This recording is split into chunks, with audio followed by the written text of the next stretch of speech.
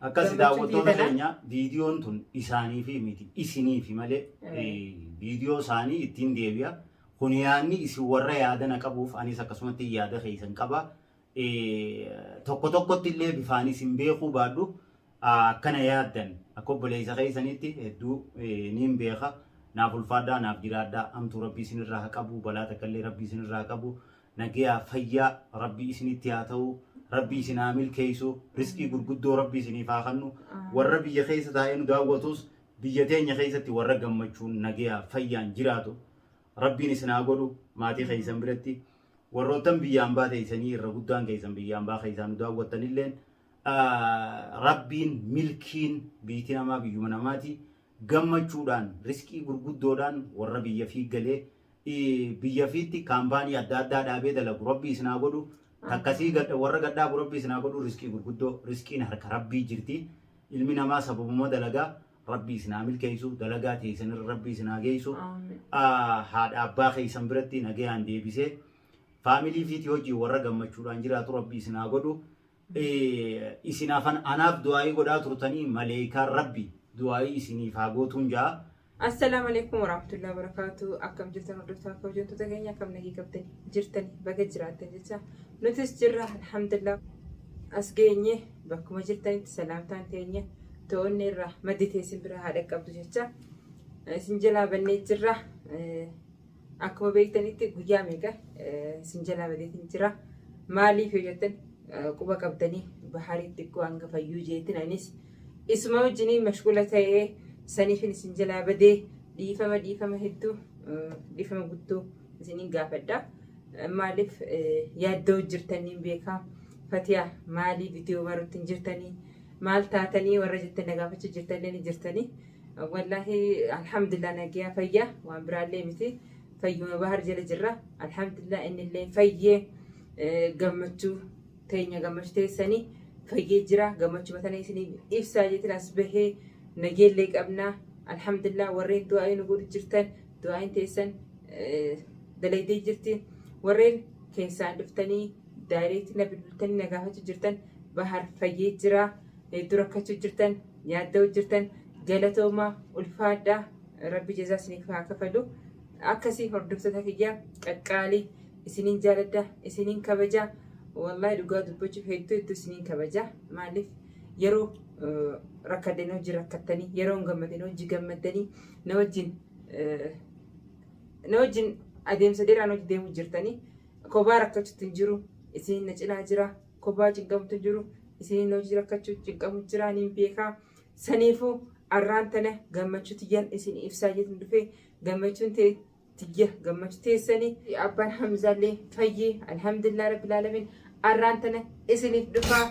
yaafatan jira kunoo dhufee jira dhufee jira akka yaaddan abdiin qabaa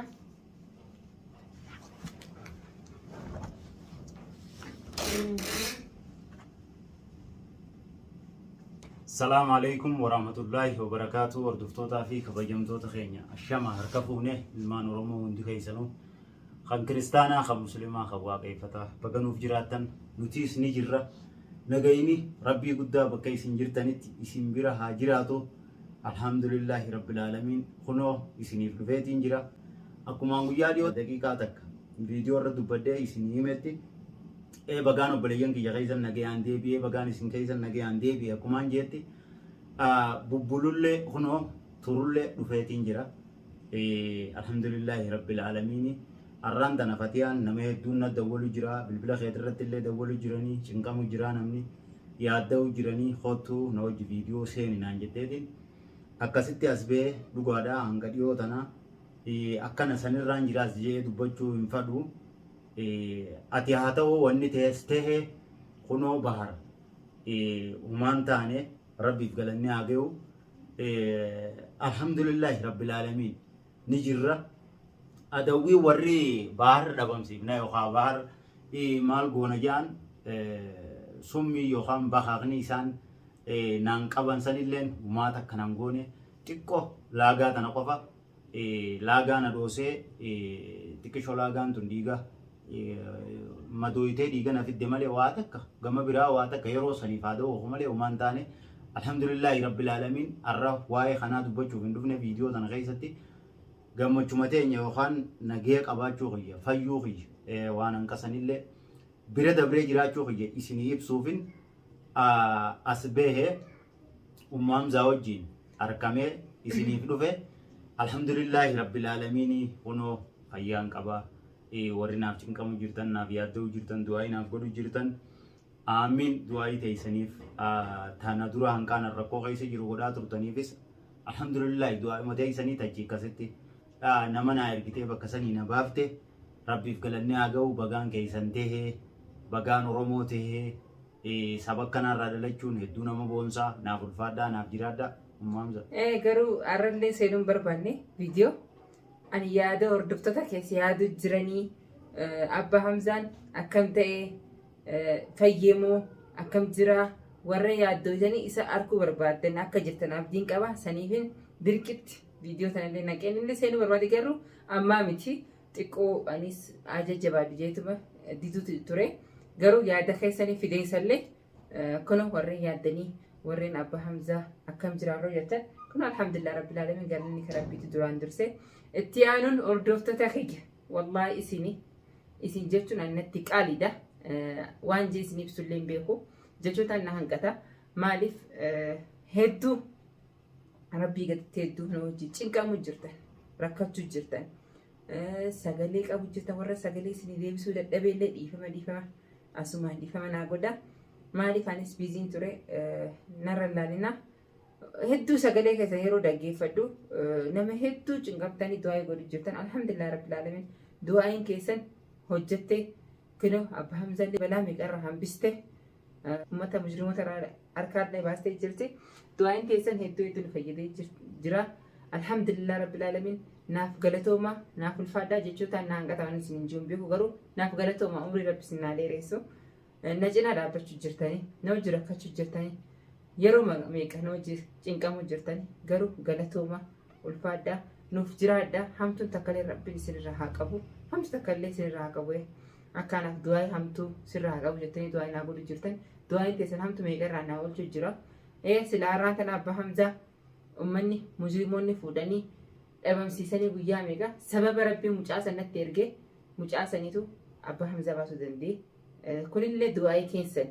waan biraa miti du'aayii makeessanii alhamdulillah rabbil aalamiin fayyaa ta'anii isin jaa har'a gammachuu teenya maali Abbaan Hamzaa kunoo akka duraanii nu bira taa'ee nu wajjin gammachuun isin dura dhaabbachuudha maaliif kaameraa dura isin bira taa'uudha. Fuula keessanitti deebi'ee jechuusiiti dhugaadha takka waa'ee du'aa irratti tafatiyaan jette du'aayuma teessanii talammadaa anilleen hamtuu fi shira namaaf hin yaadu rabbiin namuma isaan maallaqa kannanii fi nu wajji waan san godhi jaanii isaanii wajjiin dhufee na qabeetu as garagalee isaan jalaa'u garagalee kunoo obboleessa tahee bahar nama nagayaati jee bakka sanii mana kana keessa jiraachuu jirra isa mana kiyya wajji jirra gaafa gaa diina kee jalaa garagalee fira siiftee alhamdulillahi rabbil aalamiin maammakkalee diina kiyya ture isaanii wajji gaafa na qabu sanii isaaniin ammoo obboleeyyan ture har'a kunoo isaan jalaa garagalee anaan fira ta'e mana kiyya keessa hojii jiraachuu jirra tunis kadhumatee isan saniin jaa sanumaa fi anillee namtuu namaa yaaduu dhabuu shira akkasii namarra yaaduu dhabuu hiyyaa fi inshaallah arras borus nuti hamtu yaannu warra hamtu na yaadu keeruma yaanna akkuma rabbiin jeette warra hamtu si yaadu keeri yaadi maali hamtuun abbumatti deebiti saniifuu nuti har'allee borullee hamtu nu yaadaa oltanis nuti kanuma inshaallah rabbiin isinumatti deebisa nagumaan dadhabdanii laffaatanii olii gad fiigda malee waa takkallee godhuu hin dandeessanii kunoo alhamdulillah Abbaan Hamzaa kunoo har'allee hordofsaa dura taa'ee haasa'u jira alhamdulillah alaa kulli haal akkasi daawwattoota keenya viidiyoon tun isaanii fi miti isinii fi malee viidiyoo isaanii ittiin deebi'a kun yaadni isin warra yaadana qabuuf anis akkasumatti yaada keessan qaba tokko tokkotti illee bifaanis hin beekuu baadhu akkana yaaddan akka obboleessa keessanitti hedduu niin beeka naaf ulfaadhaa naaf jiraadhaa amtuu rabbii isinirraa haa qabu balaa takkallee rabbii isinirraa haa qabu nagaa fayyaa rabbii isinitti haa ta'u rabbii isin haa milkeessu riskii gurguddoo rabbii isiniif haa kennu warra biyya keessa taa'ee nu daawwatus biyya teenya keessatti warra gammachuun nagaa fayyaan jiraatu rabbiin isin haa godhu maatii keessan biratti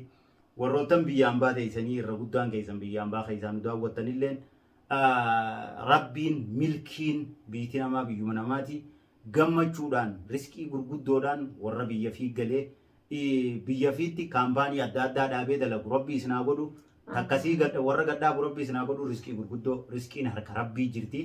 ilmi namaa sababuma dalagaa rabbii isin haa milkeessu dalagaa teessanirra rabbii isin haa geessu haadha abbaa keessan biratti nagayaan deebisee